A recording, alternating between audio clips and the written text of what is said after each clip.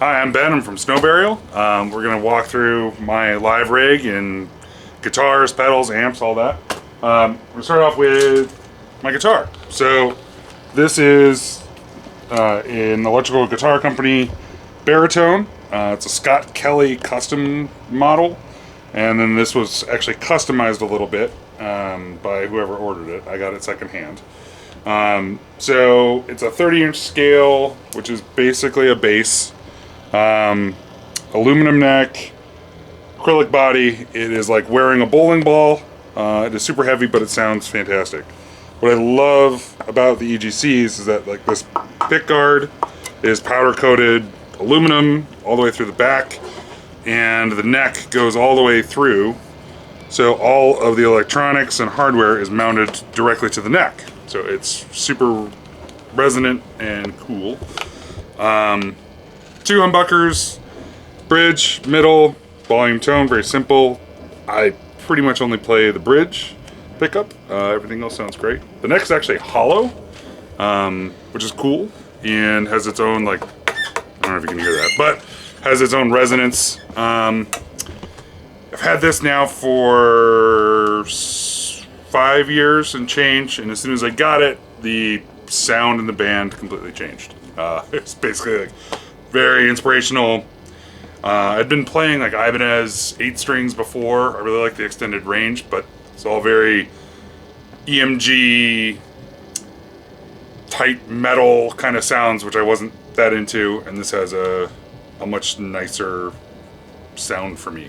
Feels more like a normal guitar. I'm a huge Melvins fan, and King Buzzo plays EGCs, and then I was a big shellac fan and didn't know what they had been using for their guitar sounds, and that was a Travis Beam guitar, which is same design. That's what Kevin Burkett, who runs EGC, based their designs off of, and I've grown to learn all these things. And it's a pretty unique sound. And then Scott Kelly is from Neurosis, and then I started figuring out that all of my favorite bands were using them. So Scott Kelly, Aaron Turner from Isis and Sumac, and then Brian Cook started playing it on bass, and pretty much everyone I was really into guitar and metal wise were using them, and I just kept hunting online until I could find one that I could afford, because they're not cheap. But got a pretty good deal on this one, and I've just been in love ever since. I use Ernie Ball baritones. I genuinely don't remember what the gauge is. It's just the baritone 6-string set. And if this thing has any flaw, it's that I think it should be a 27-inch scale instead of a 30-inch. So I'm working on acquiring one of those to do some comparisons, just because the strings get a little loose for doing, you know, like galloping, chugging metal stuff. But yeah, Ernie Balls. Amps, plural. I run 2 Fender Twin Reverbs in stereo. I'll move this guy out of the way. So they are the 65 reissues.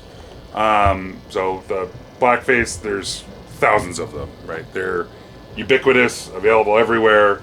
This one has upgraded speakers to the Celestion Vintage 30s. And it sounds a little different than the stock speakers. It's a little louder, breaks up a little easier. But I really, really like how they sit in combination with Nick's rig. Feels like they both sit in the same sound space really nicely together. And then I started getting weird with doing stereo stuff. As you can see, Nick there's a 4x10 cab here for his bass rig. He has 2 4x10s. So when we're on stage, he's split out wide.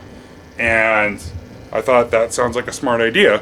So we don't have a second guitar player, but now we kind of get that stereo width in pretty much any venue, whether it's a bar or something with a much bigger PA. So I have 2 of them. I tried out, like, I don't know how many different amps, a dozen different secondary amps, and just realized I just wanted more of the same. And they're they're pretty easy to come by, so I like touring with them. Sound-wise, almost counterintuitively, I roll off a ton of bass. So even though this is a baritone guitar, tuned very low to drop G, I roll off a little bit of the bass, a lot of mids and trebles. And volume-wise, it's really, there's kind of a floor at which it just doesn't make a noise anymore. And twin reverbs are punishingly loud. Like, there's no pre-gain, so if you want the amp to break up on its own, it will deafen everyone.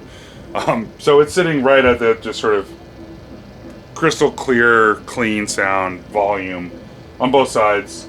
And I don't really use any of the reverb or tremolo sounds. They sound great, but there's not a really easy way to control it. And it's just simpler to manage when it's just an amp. So yeah, so boost the treble and mids, cut the bass. There's plenty of bass coming out of the bass player and the drums. I don't need to compete. Picks and cables. Picks, I realized that ordering our own custom picks was just as expensive as ordering a bunch of picks I would lose anyway. So I started getting just Tortex 80mm picks. I'm blanking on the name of the place that I ordered. I just sent in a new order. But they double as merch. And I get pink so I can see them. And yeah, they've been great, very simple. And then cables wise, I sought out, these are kind of, they're not the greatest, but they're cables that are easy to spot. So my actual cables that run to my amps are like these ugly red, crappy Guitar Center cables. I'm sure if I spent more money, they would sound better. But they don't get confused at gigs. So I don't lose them.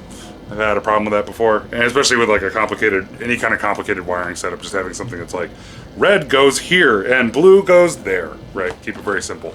All right, so pedalboard. I switched over to using a controller, largely because I started singing a lot more, and pressing more than one button at once while trying to play and sing was too much for me to manage. So I put all the work in ahead of time. Basically what this does is each of these pedals are running into this, and then any of the buttons can do more than one thing at once.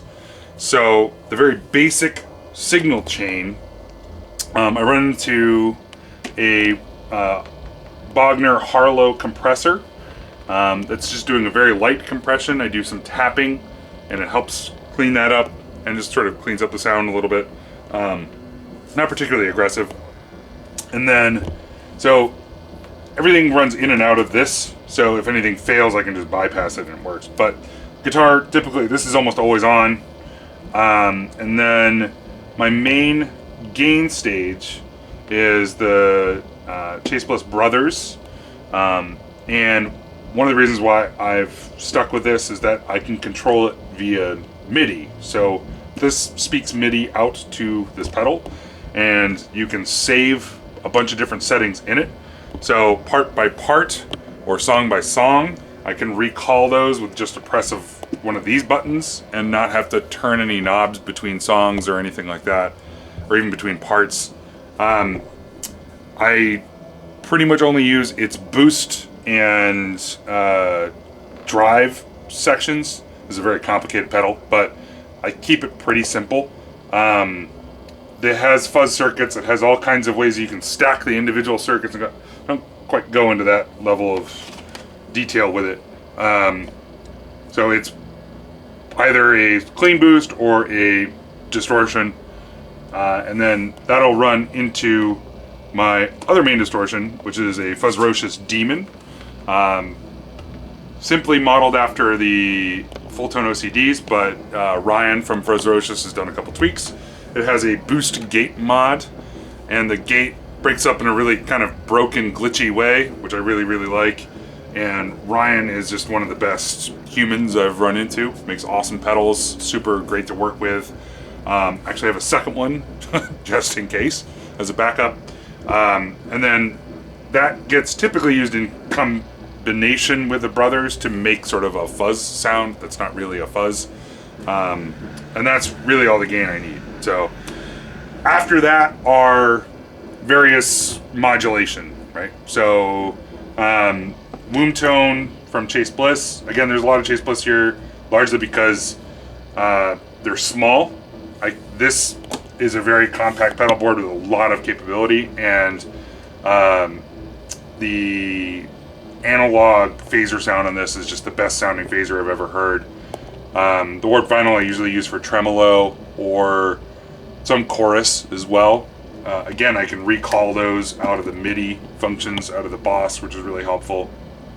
The Rainbow Machine, it's a very strange pedal from Earthquaker, but I use this mostly as sort of like a modulated reverb sound. And then the magic button can get into self-oscillation land, where it's just noisescape stuff, which I really enjoy using. So I'll largely just stick with gains until it's time to get weird, or there's a bridge part, or a solo, or noise between songs, and that's when the modulation starts coming in, making some cool sounds. I really like synthesizers as well, so if I'm trying to emulate some kind of synth sound, I'll use a lot of those. Next is the Ventress Dual Reverb. What's super cool about this pedal is that it actually has two different processors in it. So I can run two different reverbs and send one to the right side and one to the left side. So I can send sort of a tremolo sound to the right channel and like a reverse reverb to the left.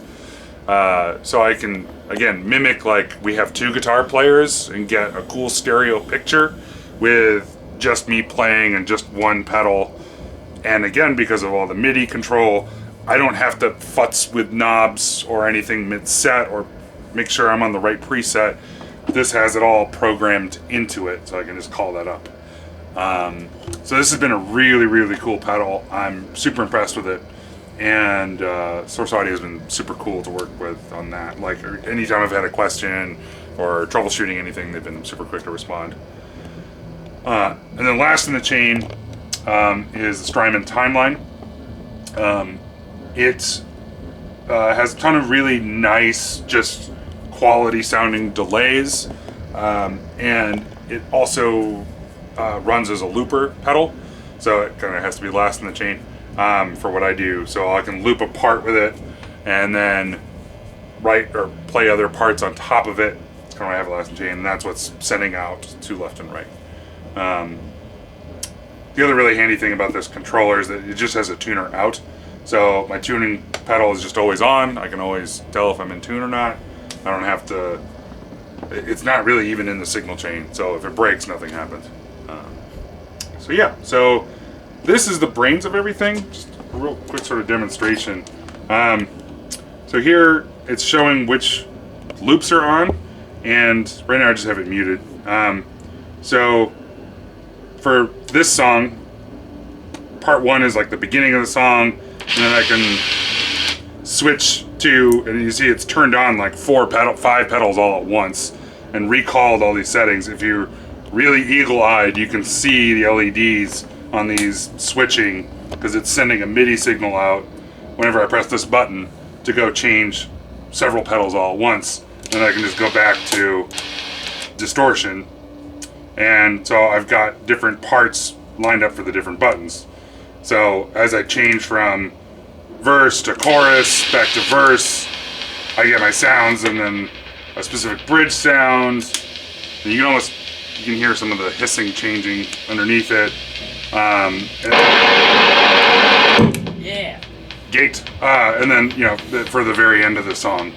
And then I can save basically that kind of setup for every song. So if I go to this song, again, it has a nice handy mute. This has different presets. So for the song Tyranny, I have all my presets saved. And I can even remap the buttons, which is really handy for when I do looping. So for this song, these buttons actually control the looper functions in the Strymon, and instead of changing banks, I can record and play loops and stop them, and do that per section even. And I can do things like, as I switch out of the looping section, when I go back to the chorus, it auto stops whatever loop is playing for me. So it This is just saving me a ton of foot tapping while I'm trying to sing and play. So this has been a complete lifesaver.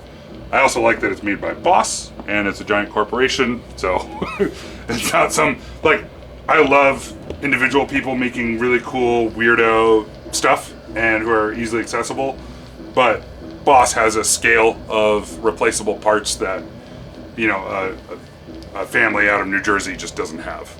So for road use, that's really helpful.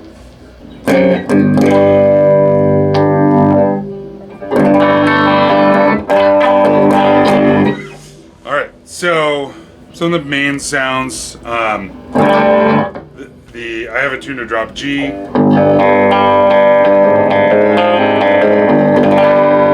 that's just me on my bridge pickup. I'm playing a little quiet just because these twin reverbs are punishingly loud.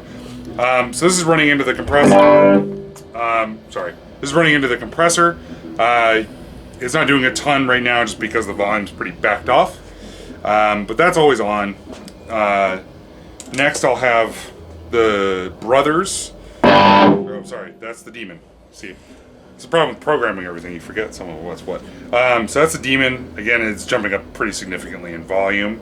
But this is really the thickest distortion I'll have.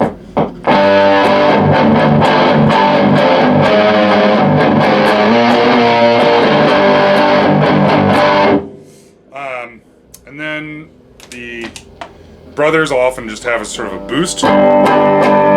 Again, with this volume level, it's not that obvious where it breaks up. So it's relatively subtle. But if I turn on the other channel, then it'll break up a little bit more. So this is the womb tone. Again, Chase Bliss, phaser pedal.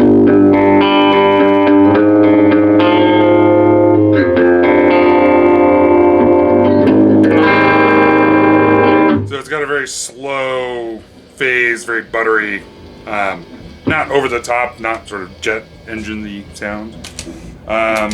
Then this is what I use. The Rainbow Machine can make all kind of space noises, but now it's sort of that slap back kind of delay sound. And a little bit of detune on there.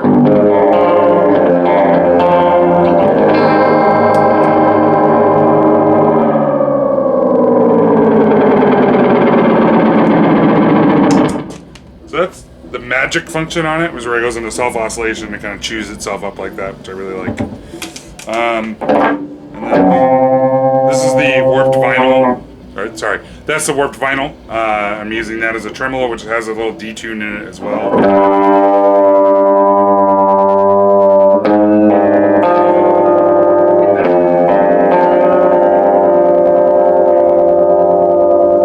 Wavy sounds.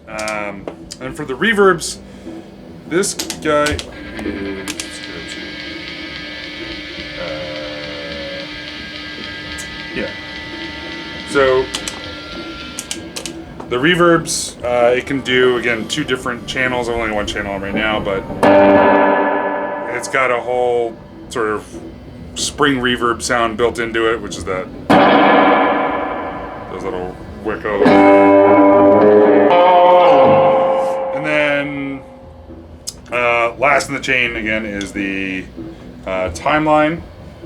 I'm switching that. So they get, you know, various kinds of bucket delays or tape echoes.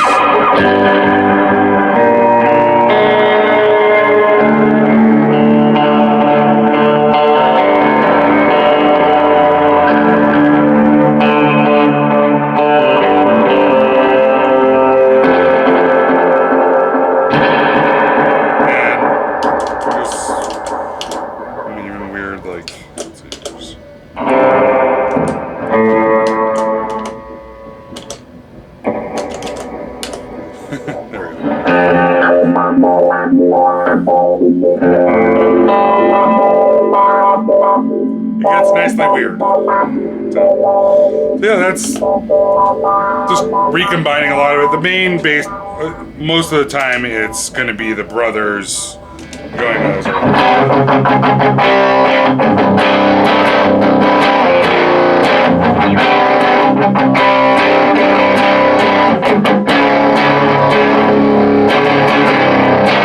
So thanks for checking out my gear.